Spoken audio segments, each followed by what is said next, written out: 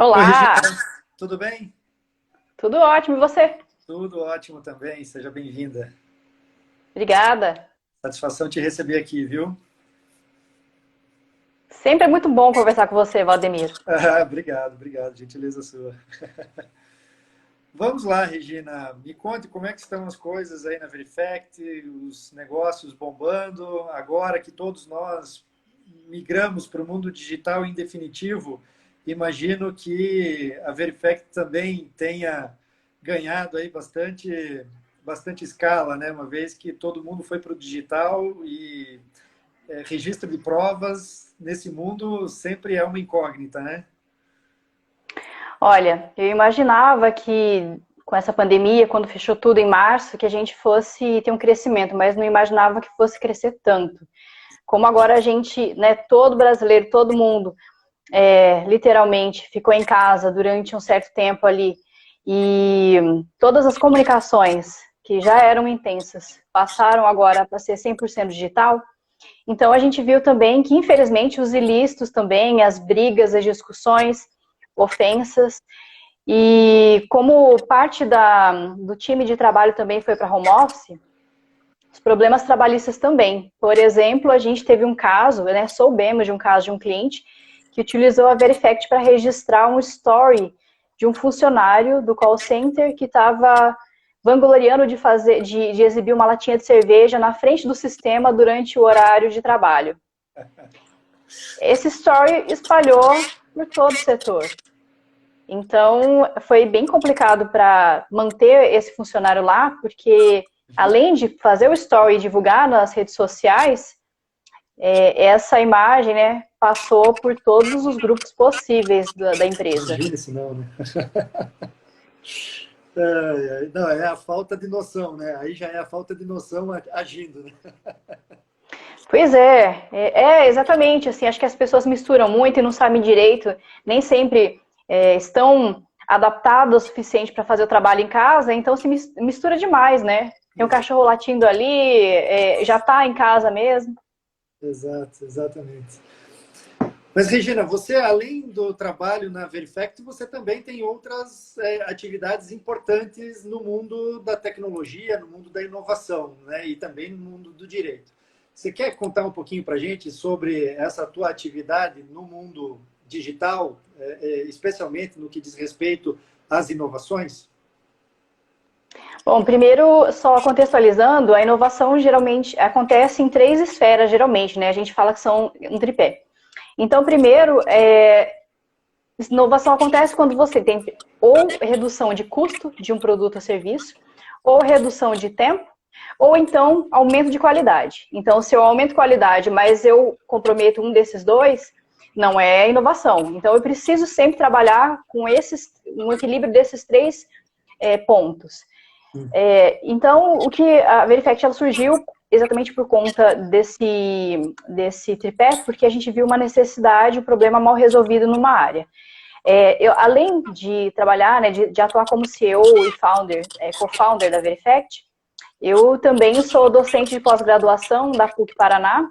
A gente, inclusive, teve uma aula ontem e a gente falava muito sobre empreendedorismo, assim, a disciplina de empreendedorismo e novos negócios.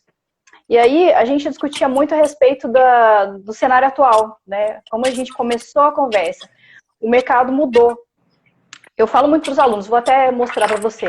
Bom, todo mundo brincou uma vez com um brinquedo desse, né? Assim, que é fácil de brincar, obviamente todo mundo sabe como funciona.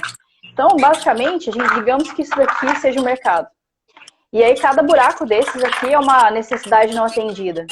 E esse aqui geralmente é o produto e serviço, pode ser do meio jurídico ou de qualquer outro, e esse produto ou serviço, ele tem necessariamente a noção de que pode atender a uma dessas demandas mal atendidas ou não atendidas. O maior problema de quem começa a inovar, a pensar em empreender, é achar que esse produto aqui, ele, após ser lançado, vai explodir, vai bombar e vão aparecer na sua porta muitos clientes, todos de uma vez, ensandecidamente. Mas a gente sabe que isso não é verdade, né? Aliás, você deve falar isso direto dos seus consultados com seus clientes. Sim, sim. Regina, o Elton tá mandando uma mensagem aqui dizendo que seu vídeo está travado. Eu estou olhando aqui e tá travado mesmo. O recente agora Ué? tem uma travadinha aqui no teu vídeo. Não Ah, carregou. deve ser a internet. Deixa eu ver aqui. Será que é o aplicativo? É que para mim tá tudo ok. Para mim está aparecendo aqui só agora começou aparecendo a tua imagem normal e agora tem só uma fotinho sua. Ixi, deixa eu ver aqui. Para mim tá tudo certo. Será que eu vou sair então e voltar de novo? Vamos tentar aqui. Vamos tentar, vamos lá.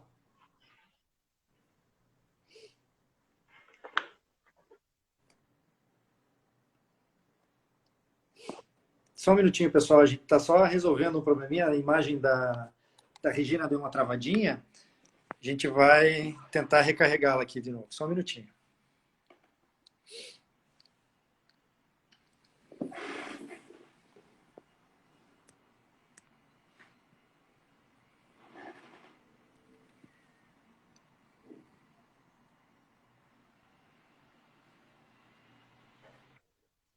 Voltei? Agora deu, agora deu. Ah, maravilha.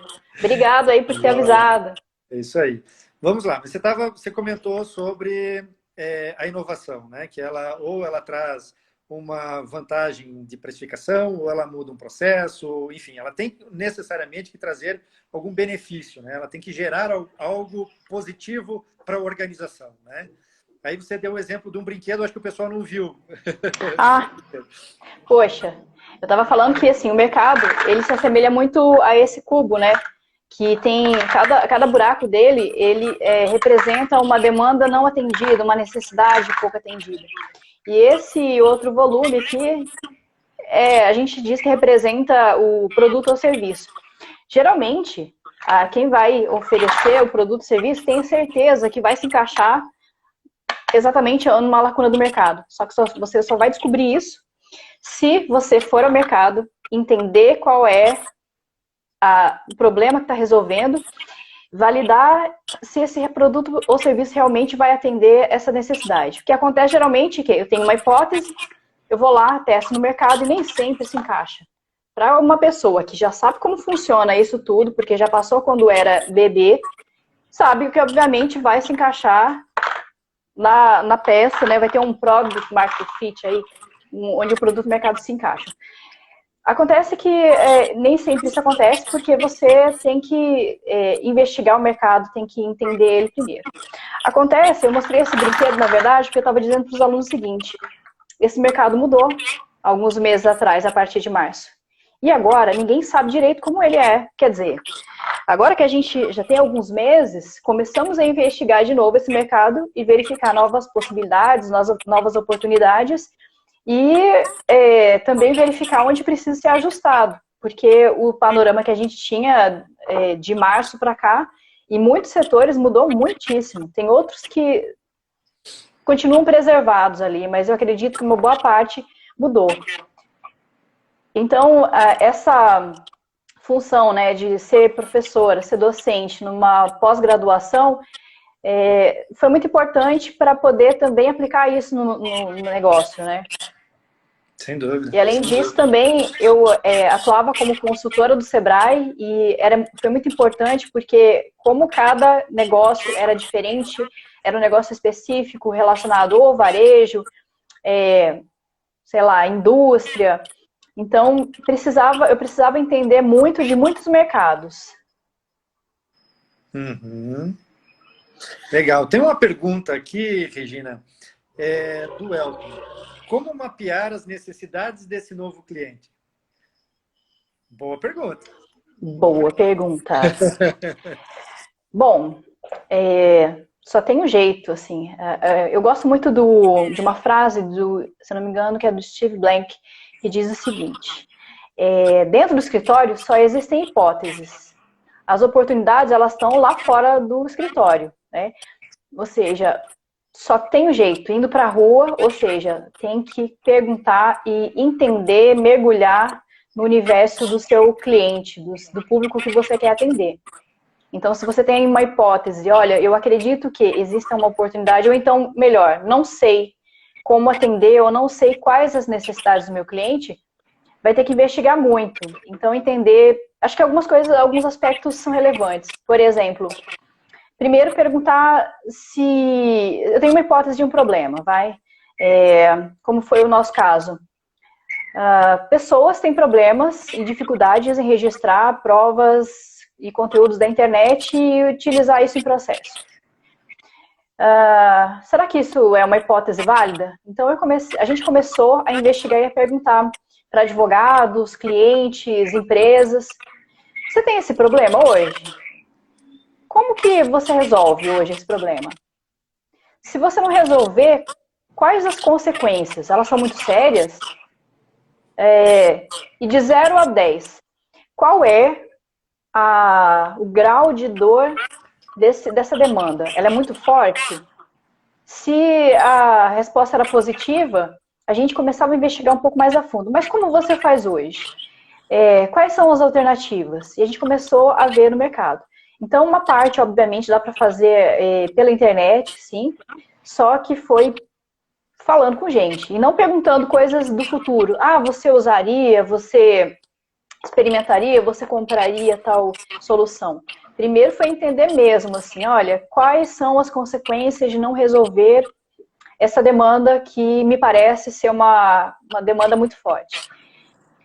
E aí a gente começou a ver que, de fato, as demandas que a gente começou a ouvir eram muito maiores do que a gente imaginava em um universo bem mais amplo. Então, assim, inicialmente, a nossa hipótese ela não foi validada, porque quando eu investiguei um grupo fechado de pessoas. E aí elas falaram, não, esse problema existe, mas não me importa. Não tem uma dor muito grande. Aí a gente começou a abrir um leque um pouco maior de possibilidades. Então, além desse grupo de pessoas, quais outras pessoas e empresas podem talvez ter um problema parecido, ou então algo semelhante. E aí, realmente, investigar. E também a gente começou a ver que inovação não precisa de muito recurso inicialmente, né? Precisa experimentar muito e também testar. Testar pouco em grupos talvez menores, mas que eu consiga ter uma resposta que o mercado me diga. Sim, é isso que a gente precisa, realmente faz sentido ou não. Esse caminho que vocês estão seguindo aí não faz o menor sentido e a gente não, para mim isso não serve. Joia. Isso me faz lembrar a live que a gente fez na terça-feira agora sobre legal design. A gente traz o cliente para dentro do negócio, para o centro da nossa estratégia e passa a entender esse cliente na sua completude, né? E envolvê-lo no desenvolvimento do nosso negócio, né? É mais ou menos isso que você está falando, trazer o cliente para dentro, entender quais são as dores, onde é que ele sofre, onde é que está pegando, e se isso faz sentido, se faz sentido uma solução para ele dessa dor, né? E a partir daí, se isso se desenvolve no mercado, se tem fit com o mercado inteiro, né? Exatamente. Você falou sobre legal design, também a gente menciona muito a respeito de algumas técnicas do design thinking, ou seja, pegar formações diferentes de pessoas que têm bases e conhecimentos, vivências distintas, para a gente se debruçar sobre um problema em comum e, principalmente, conseguir olhar de uma forma mais ampla, né? Porque se eu coloco um grupo que é muito parecido, por exemplo, coloco só advogados para resolver um determinado tipo de problema ou um caso, eles vão ter uma visão ali do negócio. Agora, se eu coloco pessoas diferentes, o cliente, inclusive, para se envolver nisso, essas cabeças e essas visões diferentes vão fazer com que a solução ela seja muito mais ampla, mais assertiva, a possibilidade de ser muito mais assertiva bem maior, né, do que outras soluções. Soluções mais criativas, inclusive, né? Porque você está colocando multidisciplinaridade dentro do processo, né? Então, o papo vai muito longe, né? Vai muito longe, realmente. Você tocou num ponto importante, né? Questão da inovação não precisa necessariamente de investimentos muito pesados, né? Não precisa de você pegar e descapitalizar o escritório. E hoje, o que a gente vê a tecnologia desembarcando pesadamente nos escritórios de advocacia, né? E os advogados meio perdidos, não sabem para onde ir, não sabem para onde rumar. Ah, eu tenho que contratar um sistema de gestão, eu tenho que contratar o Verifact para fazer o registro de provas, eu preciso contratar mais o Zoom agora, porque todo mundo foi para o digital, e o que mais que eu preciso fazer para inovar, quanto dinheiro eu preciso investir nisso, mas não necessariamente você precisa ter muito recurso, né? Muito mais recursos intelectuais, gente mesmo, né, que promova o entendimento do negócio e a partir daí desenvolver a inovação do que grana, né? Eu acho que você pegou num ponto. Todas essas tecnologias, o que você mencionou, são ferramentas, né? Não é comprando uma tecnologia ou adotando um sistema que você vai conseguir inovação no escritório, obviamente. Ela é uma ferramenta e, como tal, ela vai servir para um determinado tipo de função. Então, o que é importante primeiro eu acredito que é de expandir um pouco as perspectivas, a forma de pensar, principalmente, e responder a seguinte pergunta: como que eu posso resolver, ou então fazer uma entrega para o cliente, talvez mais ágil, ou que eu consiga reduzir etapas, ou fazer com que o custo no total seja reduzido. Então, como a gente falou sempre desse tripé, né? Aumento de qualidade, redução de custo, redução de tempo. Então, as ferramentas tecnológicas, elas estão exatamente para isso. Como é que eu consigo fazer isso? Ou seja, eu atendo muito as pessoas com muito mais qualidade, ou então de uma forma mais clara, mais visível, né? Legal Design fala muito a respeito disso. Como é que eu faço também para reduzir dores do cliente, diminuir atrito? Exato. E esse ponto de você trazer o cliente para perto, né? Você, sim, reduz atrito, você reduz a ansiedade do cliente em relação ao processo, né? Porque uma dor tradicional de cliente de escritório de advocacia e de advogados é a ansiedade, né? E ansiedade porque para ele pode ser o único processo da vida, enquanto para o advogado é mais um dentre 300, 1.000, 1 milhão de processos. E o advogado está habituado com o trânsito jurídico e como aquela coisa toda funciona. O cliente não, né? Então, quando você traz o cliente para perto, e aí, usando de tecnologia ou usando de recursos metodológicos que sejam, como o Design Thinking ou o Legal Design, você aproxima muito o cliente, reduz esse gap de conhecimento barra ansiedade, barra tempo e tudo mais que está envolvido aí, né, para, enfim, trazer uma solução que seja mais completa, que seja mais útil, mais ágil, mais, enfim, tudo que você pode colocar dentro do processo de atendimento do cliente, né? Eu achei muito interessante esse exemplo, porque eu me lembrei agora de um caso que uma advogada apresentou uma vez. Ela disse que realmente acontece muito isso, né? Do advogado ser consultado toda hora. E aí, doutor, como é que tá o meu processo? E aí? E é toda semana, né? E aí ela pensou o seguinte: como é que eu posso fazer para que ele se sinta seguro e entenda qual que é o encaminhamento que consta no projeto, né, no processo, mas sem ter que ficar me perguntando toda semana, mandando no WhatsApp ali de madrugada para saber como é que tá. Então ela fez um esquema muito simples, mas eu acho que tecnologia quase zero. Ela colocou um compartilhamento de um gráfico em uma linha de tempo onde dizia onde estava e que parte que estava do processo. Ou seja, era uma linha de tempo desenhada, super simples, visual, e ela compartilhava isso com o cliente. Era um gráfico compartilhado, acredito, pode ser o Canva, que é mais. Tem outros tipos de aplicativos ou sistemas, né, visuais. E aí, toda vez que existia alguma modificação, ela atualizava aquilo para todos os clientes, então cada um olhava o seu. Ela disse que drasticamente teve uma mudança no comportamento dos clientes, e aí a quantidade de pessoas que ficava perguntando toda hora, e aí, como é que tá meu processo? Reduziu bastante, porque diminuiu a ansiedade, eles conseguiam ver o relatório, e aí aqueles que não tinham o hábito, né, de ver, de olhar sistemas ou de olhar gráficos, ela printava essa tela e mandava pelo WhatsApp sistematicamente. fez alguma modificação, manda lá uma imagenzinha do gráfico. Olha, tá aqui, ó, nesse caminho agora. Sensacional. Sensacional. Não, e o uso gráfico, né? O uso de instrumentos gráficos, de design mesmo, né? Que pode ser o mais simples possível, como uma linha do tempo já reduz e já resolve uma porção de situações, né?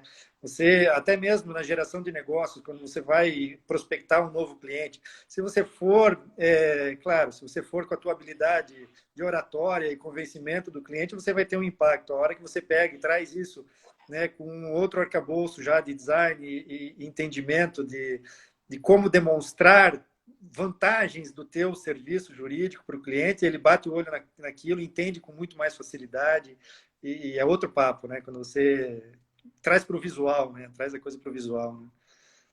Acho que a questão do visual não é só deixar bonito, mas é que consiga realmente entender, né? Fique claro. Exato, então, eu vi, inclusive, acho que é um contrato, alguma coisa, um contrato de 15 páginas de uma tecnologia. Acho que não, na verdade era um contrato de algo simples, assim como uma negociação entre duas empresas. Ah, não, era a contratação de novos colaboradores.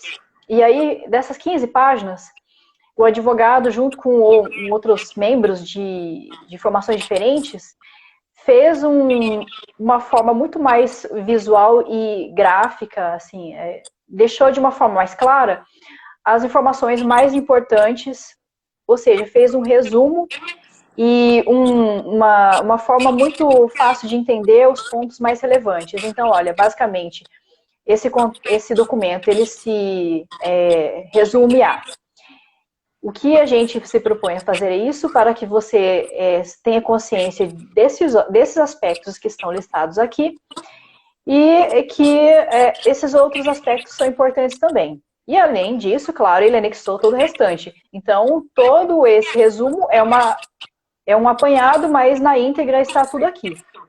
Porque, geralmente, a gente sabe que a gente tem problema que, quando é algum contrato online, como, por exemplo, contratação de aplicativos, primeiro que ninguém lê, né? E pela LGPD, a gente sabe que precisa deixar muito mais evidente, mais claro. Então, não dá para deixar só o check ali de li, entre aspas.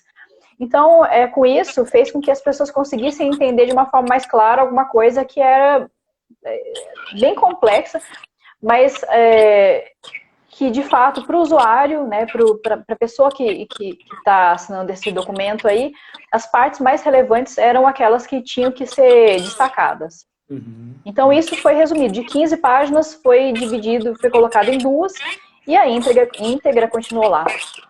Exato. Colocar o destaque naquilo que é realmente super relevante, precisa ser, enfim, visto, né, pelas pessoas. É isso aí, é isso mesmo. Regina, me conta um pouquinho sobre o processo que você já contou um pouco, né, do processo de criação da solução Verifact, mas conta um pouquinho mais no desenvolvimento disso no mercado, como é que foi a batalha de entrar no mercado, né? Porque eu atendo muito advogado que já está no mercado há muito tempo e sofre para identificar novos nichos, sofre para identificar aí, agora com essa mudança, então, que todo mundo foi para o digital, está todo mundo de cabelo em pé, tentando se reposicionar e não sabendo muito bem por que caminho, enfim. Mas conta um pouquinho da tua experiência, né, nesse processo de construção do produto Verifact, identificação do nicho que vocês trouxeram, né, para o mercado, enfim, essa solução. Conta um pouquinho para a gente sobre isso. Legal. Ao contrário de outros modelos de negócios, principalmente na área tecnológica, que se testa rápido, né, bem rápido, e faz com um MVP, o mínimo produto viável, o nosso MVP, ele foi elaborado de uma forma muito complexa, porque ele precisava necessariamente ser funcional. Entende? Então, desde o dia zero do produto, ele precisava, de fato, entregar aquilo que se propunha. Então, foram anos aí, acho que foram uns 2 anos de desenvolvimento, mas, como eu mencionei, a gente conseguiu validar isso antes para verificar se realmente fazia sentido. Bom, como toda a adoção de novas tecnologias ou de inovações, de novos produtos, sempre segue uma curva muito parecida de adoção. Então, ela é um sino, né, invertido, é um morrinho.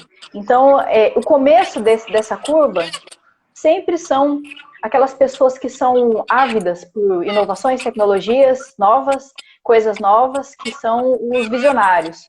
Ou seja, dentro do seu meio é muito fácil. Eu mencionei ontem uma coisa muito simples. Se você, mesmo que você viva num mundo muito conservador, num grupo muito conservador de pessoas, o visionário é aquela pessoa do seu meio social que vem com aquela novidade sempre, sabe? Tá sempre conectado e traz algo novo.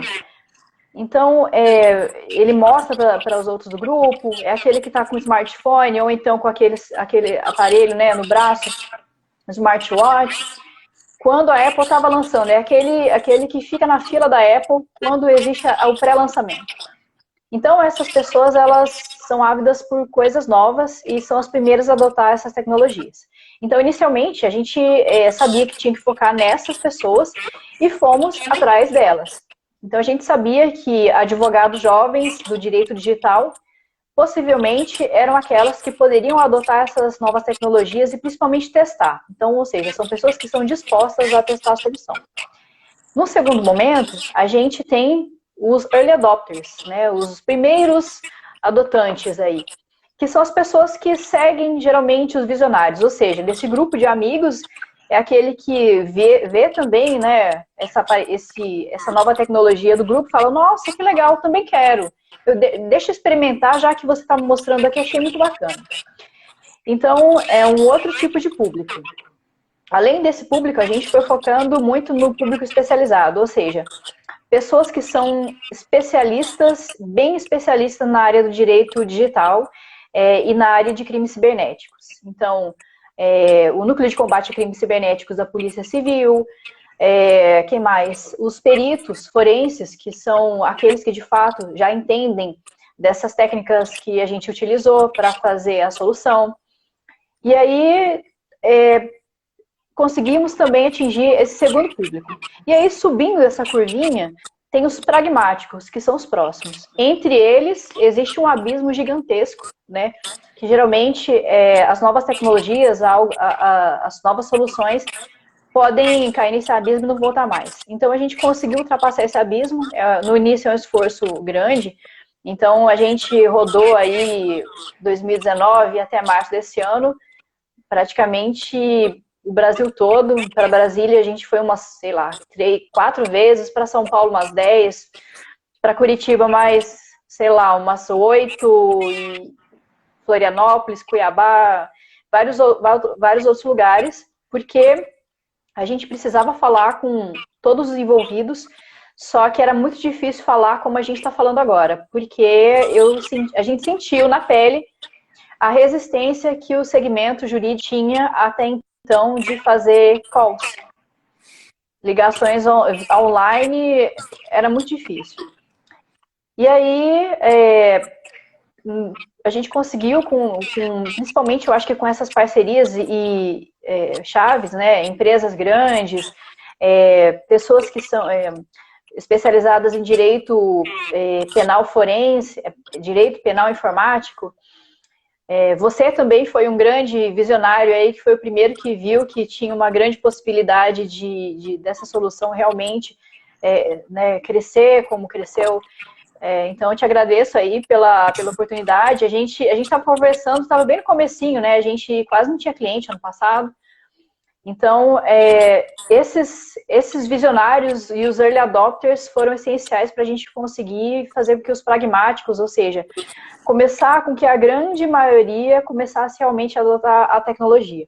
E é isso que está acontecendo. A gente agora está vendo parcerias com outros poderes públicos, ou seja, Ministério Público, polícias de outros estados, que mais? A gente está vendo também a adoção por empresas relevantes, escritórios grandes, e alguns casos que são amplamente divulgados e públicos. A gente sabe que tem muitos cases, mas os cases iniciais, eles não podem ser utilizados amplamente porque correm sob sigilo de justiça.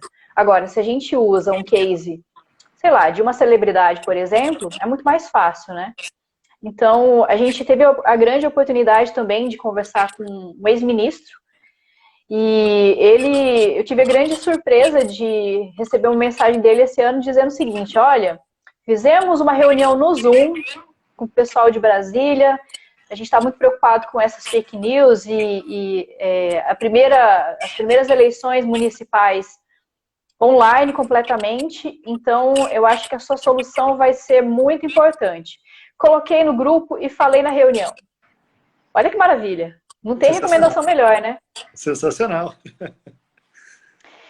E aí, por fim, assim, já comentando sobre esse gráfico, né, como ele tem o topo, ou seja, a gente atingiu a grande maioria, e depois a gente tem a aquisição, ou seja, a utilização das outras pessoas que têm uma certa resistência ainda a usar coisas novas, soluções novas, que são os retardatários. Ou seja, é aquela pessoa do seu convívio social que tem um Nokia ainda, né? Que deixou de usar o Nokia agora porque o Nokia não tem o WhatsApp. Mas só por isso, ou então porque o aparelho de fato quebrou. Então, se a gente considera que essa é a curva de adoção de novas tecnologias, então a gente estava indo e cada estratégia ela é focada para um determinado tipo de nível, né, de adoção. Muito bom, legal. Essa história é legal porque a gente imagina, quando vê um sistema, um aplicativo, seja o que for, bombando, parece que o negócio saiu do nada, né? Assim, de ontem para hoje o negócio bombou e prosperou e olha que legal. Mas não é, tem um trabalho por trás, um esforço para você superar essa curva mesmo que você comentou agora, e existe esse gap logo depois dos early adopters aí, que é onde 90% dos negócios vão para o buraco, literalmente para o buraco, né? Porque não conseguem quebrar essa barreira, que é quando existe a adoção em massa, né? Do produto, ou do serviço, ou da tecnologia, né? Exatamente. E assim, o que a gente viu também que é muito comum no mercado, as pessoas querem inovar, só que é preciso estruturar muito bem a base, ou seja, o sistema da porta para dentro precisa ser muito robusta. Ou seja, se eu não sei nem, não estou falando de escritório, né? Assim, a gente pode falar de qualquer profissional liberal.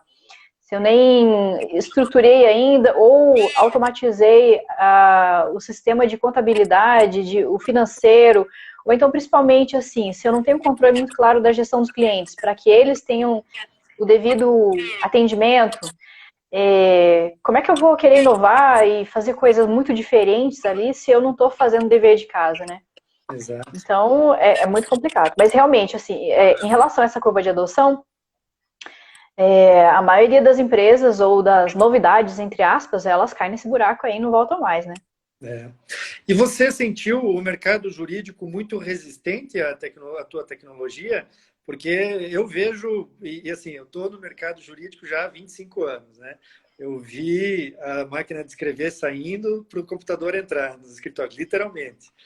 Então, quando eu vi isso acontecendo, eu notei grande parte dos advogados tendo grandes dificuldades com a tecnologia, né? Depois, lá em 2007, com o processo eletrônico, de novo, eu vi algo assim assustador acontecendo, as pessoas não conseguindo assimilar o processo eletrônico e o funcionamento, que assim, no começo era chatinho, verdade, mas assim, facilmente superável, né? Facilmente superável. E agora, com essa de, sei lá, uns 4 anos para cá, 4, 5 anos para cá, que houve realmente essa enxurrada de legal techs e law techs e tudo mais no direito, os advogados começaram a ficar preocupados, porque começaram a perceber que, opa, eu preciso acordar em relação à tecnologia, porque senão ela vai passar por cima de mim. E aí a imprensa teve um papel importante, porque começou a propagar o pavor em relação aos robôs vão substituir os advogados. Coisa que não Watson é vai bem roubar assim. seu emprego. Né? Mas o fato é que o profissional, o advogado, ele tem sim uma certa resistência à tecnologia, né? Você sentiu isso na pele? Olha, bem no início, sim. A gente ouvia bastante feedback de, quantos precedentes você tem? 1, 2, 5, sei lá, 100, 1000? Não, então não vou usar. Não tenho... Olha que bacana, o professor Igor Jorge está online aí, que honra, doutor. Professor Igor Jorge, inclusive, foi um dos grandes incentivadores da gente. Inclusive, ó, queria mostrar. Chegou, professor! Ó, a gente foi citado nesse livro aqui, tô ansiosa. Acabou de chegar um pouquinho antes da live, então tô bem feliz. Teve resistência porque, primeiro, a primeira pergunta que os advogados perguntavam, quantos precedentes tem? Então, ok, e quantos casos que você teve a aceitação do juiz? Eu acho justa essa pergunta, porque, de fato, se é algo muito novo, eu não sei se vale a pena arriscar. E a gente falava, olha, mesmo assim, a gente já tem, a solução já é válida conforme o governo brasileiro, né? A gente usa métodos regulamentados, normas internacionais, então, nesse ponto, não existe nada novo. Tudo já existe e é aceito, né, pela legislação brasileira pelo menos há 10 anos. Então, o que existia de novo é a metodologia, ou seja, a automatização de sistemas que fossem mais seguros. Então, o que a gente fez foi entender, né, assim, quais as demandas e principalmente as exigências do mercado, Senji. A gente precisa de precedentes, precisa de resultados e precisa também de visibilidade para que a gente consiga divulgar de forma ampla. Como eu mencionei, a gente tinha muitos casos, mas a maioria não podia ser mencionado, ou seja, eu posso contar o milagre, mas não podia falar o santo. Então, eu posso falar o que aconteceu, o caso, o processo, mas eu não podia dizer o número né, do processo, porque não era conveniente. Então, a gente viu que existia resistência, sim. Só que para os advogados do direito digital, isso não era tão novo assim, e principalmente para os peritos, eles viram que a Rose, inclusive, que entrou agora, foi uma das advogadas que foi uma das visionárias. Ela foi uma peça fundamental, porque logo no início, nos primeiros meses, ela compartilhou com a gente um número de processo, que foi bem bacana, assim, teve aceitação do juiz, então foi legal a gente ter esse caso.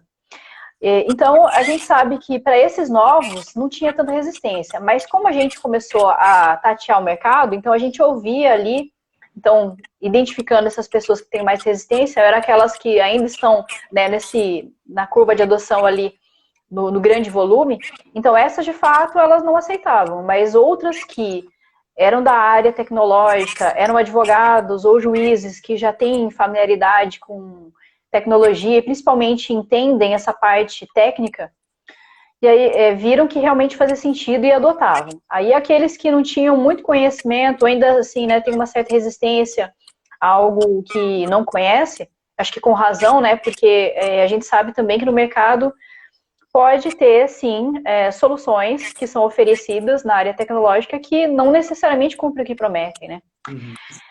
Então, a gente viu, assim, eu ouvi uma frase muito bacana numa reunião, num grande escritório de advocacia, e aí um professor disse o seguinte, eu sou da área do direito digital e eu vi aqui, testei a solução de vocês, mas eu quero saber, de fato, se vocês cumprem aquilo que prometem.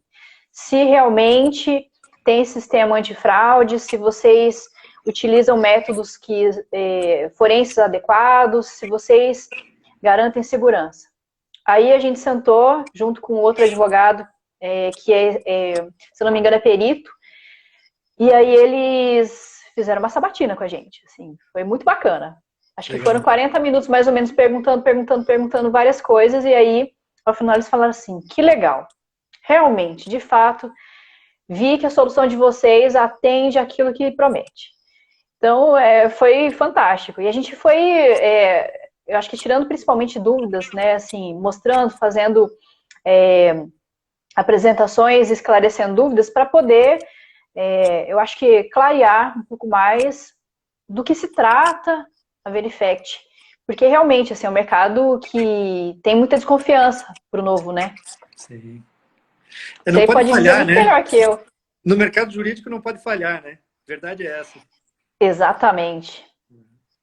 Interessante. O risco é muito grande, né? Exato, exato. Tem muita coisa em jogo. Legal. É divertido isso, hein? Divertido. E agora, com a ida de tudo para o digital, como você falou no começo, bombou, né? O negócio bombou, todo mundo começou a se preocupar realmente com, e ainda mais agora com LGPD vindo aí, enfim, tudo que tem por trás, né, de LGPD impacta na prova, né? Na prova de uma violação, na prova de um vazamento, etc. O teu negócio daqui para frente como é que diz? Voo de brigadeiro, né? Voo de brigadeiro. Olha, tudo indica que sim, porque a gente viu praticamente o faturamento dobrar de um mês para outro, exatamente porque a quantidade de demanda cresceu muito. Em primeiro lugar, que durante um período os cartórios estavam fechados, ou seja, nem se os advogados ou os clientes quisessem, eles conseguiam fazer o registro de atas notariais. Aí, no segundo momento, os cartórios abriram, né? Mas as pessoas já estavam familiarizadas mais com elementos tecnológicos e começaram a pesquisar soluções na internet e muitas pessoas começaram a achar a gente pelo Google, simplesmente, ou então assistindo lives como essa. Uhum. E também a gente viu que quando houve o crescimento de lives, esses especialistas que já estavam falando da gente começaram a falar muito mais e principalmente os vídeos, as gravações, elas tiveram muito mais visibilidade. Então, coisas, ou seja, materiais que a gente produziu, entrevistas que nós fizemos em dezembro, janeiro, fevereiro desse ano, começaram a dar retorno. Então a gente começou a medir principalmente de onde vinham essas pessoas e a gente viu que de fato são aquelas que pesquisaram pela internet. E além disso também, assim, teve um agravante, né, ruim. Como houve um crescimento de crimes cibernéticos, a demanda cresceu violentamente.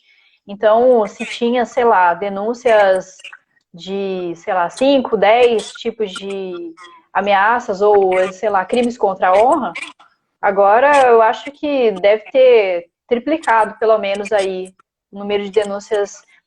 Denúncias para os canais, né? A gente não recebe denúncias. Mas o registro cresceu consideravelmente. E a gente percebeu principalmente que usuários que fizeram o registro, fizeram o cadastro, aliás, com a gente, inicialmente na plataforma, então, têm utilizado de forma recorrente. Então, ou seja, o número de usuários não tem crescido muito, ou seja, cresceu sim, né, mas não de forma espantosa, mas o número de consumo desses mesmos usuários mensalmente da nossa solução tem crescido sim. Ou seja, é aquele advogado que usou 1, 2, 3 vezes e viu de fato que faz sentido e começa a consumir de uma forma bem mais ampla do que a gente imaginava. Uhum. Além do que também assim, né, uma advogada contou, ela é de Pernambuco e ela disse que a cliente dela precisava registrar um material e era sábado à noite. Senão esse material seria apagado. E a gente sabe também que tem alguns casos notórios aí, né, que foram divulgados amplamente nas redes sociais, na TV, de stories que foram divulgados e assim, foram utilizados como prova em processo, e esses stories somem em 24 horas, ou seja, se não registrar, já perdeu, já era. Uhum. E agora, com as eleições se aproximando, imagino que ainda mais o volume de utilizações, né, de pessoas utilizando o Verifact vai aumentar, porque durante as eleições, muitas denúncias e muitos casos de violações de direitos aí acontecem, especialmente nas redes sociais, né? Vocês já estão mapeando isso também, as eleições que já foram prorrogadas aí para novembro? Vocês já estão olhando para isso também? A gente tá porque ninguém sabe como vai ser, né? Serão as primeiras eleições completamente online e com as pessoas, entre aspas, em casa, né? Tem muita gente que continua trabalhando, mas assim, não existe mais o corpo a corpo. Esse ano, impossível. Então a gente não sabe como vai ser em relação a fake news, a denúncias, a abusos, violação da lei. Então, os advogados eleitoralistas são o nosso segmento de clientes agora que está no nosso radar agora. E, aliás, desde o ano passado, né, a gente tem falado com alguns escritórios, porque acredito que vai ser uma ferramenta muito útil para esse setor, esse segmento, Sem no meio dúvida. jurídico. Sem dúvida, sem dúvida. Legal, Regina. Regina, já encaminhando aqui para o final, queria te agradecer muitíssimo pela tua disponibilidade em conversar aqui com a gente. Desejo muitíssimo sucesso aí para o Verifact e para você durante aí essa longa jornada que ainda teremos pela frente. Tenho certeza que esse sistema, essa solução de vocês, ela é realmente uma solução muito, como é que eu vou dizer, propícia e está no momento certo, sabe? Vocês acertaram o timing, né? Dizem que na comédia e nos negócios tem uma coisa em comum, o timing, né? E realmente é verdade. Vocês acertaram a mão. Vocês estão no momento certo, trabalharam pesadíssimo no passado para chegar até aqui, mas vocês estão no momento certo. Eu tenho certeza que agora não é decolagem de avião, é decolagem de foguete. Tenho certeza disso. Espero que sim. Assim será. Mas o que a gente quer realmente é que faça diferença né, assim, que realmente ajude o setor a ser mais assertivo, a mais produtivo e principalmente que essa solução realmente vai fazer diferença para esse segmento. Então, para a gente não fazer o menor sentido que uma solução que não utilizava técnicas forenses, né, assim, fosse utilizada para registrar algo tecnológico, algo digital, completamente digital. Te agradeço mais uma vez pela oportunidade, foi um prazer e sempre é ótimo, aprendo muito, muito mesmo, toda e qualquer conversa que a gente tenha. Imagina, obrigado, eu também. Eu agradeço muito a você, sempre é uma satisfação conversar contigo, você é sempre muito gentil, muito solícita. Obrigado mesmo, Regina. Queria agradecer também aos nossos participantes aqui, Luísa, Cris, Camila, a Priscila, o Elton, o João Bova, a Thaís, a Feitosa, a Sara, do Legal Design Lab, o Elton já falei, Antônio Bellarmino, Jorge Camargo, Matheus Schmidt, Rafaela de Campos, João Bova, Daniel, Raul e todos os demais, são muitos aqui. Muitíssimo obrigado, que pessoal. legal. É uma grande satisfação estar aqui com vocês. Regina, de novo, brigadíssimo. Tamo junto. O que precisar, estou à disposição de vocês. Obrigado. Um abraço. Até Obrigada. mais. Tchau, Tchau, tchau. tchau.